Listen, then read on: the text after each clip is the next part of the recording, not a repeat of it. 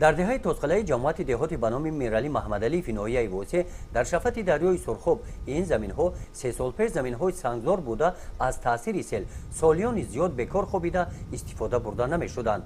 سال 2015 با مصلحت و اقدام دهقانان اصیل دهه با مقصد زیاد نمودن میدان زمین های کشت از خود نمودن این زمین ها شروع گردید تا جای توانستند توسط حشر و با جلب فرزندان سنگ زمین را با دست چیده برآوردند.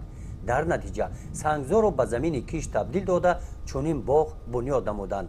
قربان خلیقوف باغبان و یکی از آن نفرانی می باشد که در بنیاد باغ سهم ارزنده دارد. مهنت کنی همه چی می شود.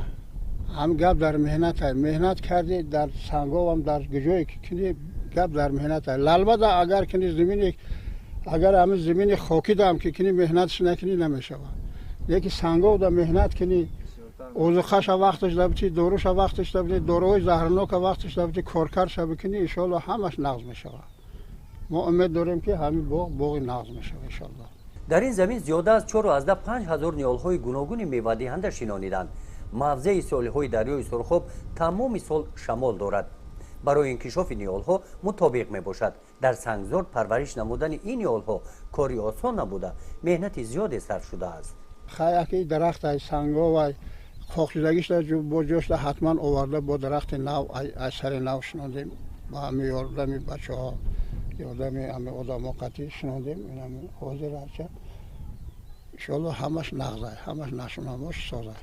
امید داریم که اگه میوه شد و با خلق پیشنهاد کنیم و خدمت استفاده بریم یا فایده شد بینیم گفته مهنت میکنیم. مساحت زمین باغ 16 هکتار را تشکیل داده، اما که قربان مقصد دارد هر یک وجب این زمین را ثمرناک استفاده نماید. زمین قطاره های باغ را برای کشت پنبه‌دانه آماده نموده است، اما که قربان با چنین عملش اثبات نمود که توسط مهنت انسان میتواند سنگزار را به گلستان تبدیل گرداند. گزارش خواجه نظریف خدای نظر زهروف از ناحیه واسه برای برنامه اطلاعاتی نوید.